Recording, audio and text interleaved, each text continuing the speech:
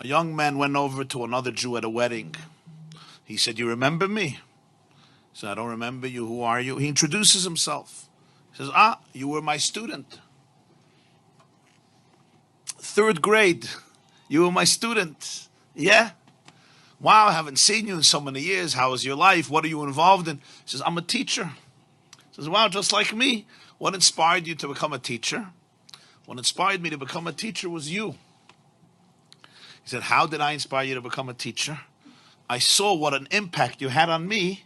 I realized what an impact I can have on children. I decided to go into education." He said, "What type of impact did I have on you?"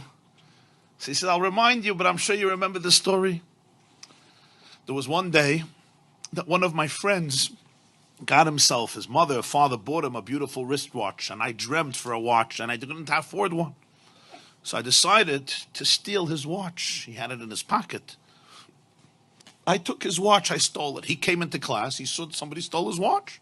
He came complaining to the teacher, somebody stole his watch. So you made an announcement. Whoever took this boy's watch, please return it." I was too embarrassed and I didn't want to return it, so I didn't return it. So you locked the door and you said, "I'm going to have to line everybody up and empty their pockets in order to get back the watch."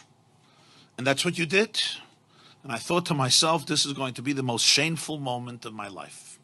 And then you said, "All boys line up at the wall, but I want everybody to have their eyes closed. Everybody's eyes must be closed." And you went from pocket to pocket, and everybody's eyes were closed. And then you came to my pocket, and you found the watch, and you took it out, and you went through everybody's pockets with everybody's eyes closed. And then you said, "Okay, everybody can open their eyes." You gave the watch back to its owner. And you never ever said a word to me throughout the entire year. You never mentioned the story. You never mentioned the episode.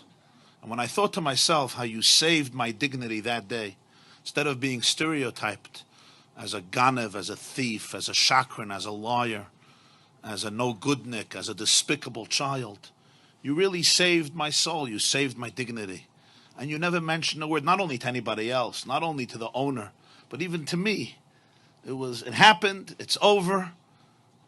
I understood the message. And when I looked at that, I saw it. I said, wow, this is what a teacher is. This is what a real educator is. This is what I want to do with my life. And therefore I went into education. The teacher is listening to him and he says, wow, that's amazing.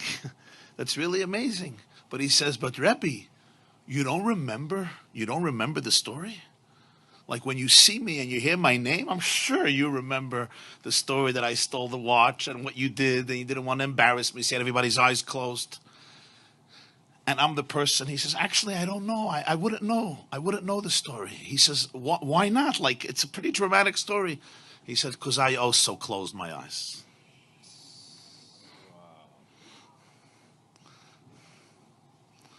So I want to bless you and bless all of us that we should be able to be such leaders, such teachers, such parents, such educators, such mashpiyim, to be able to be there for people in this way.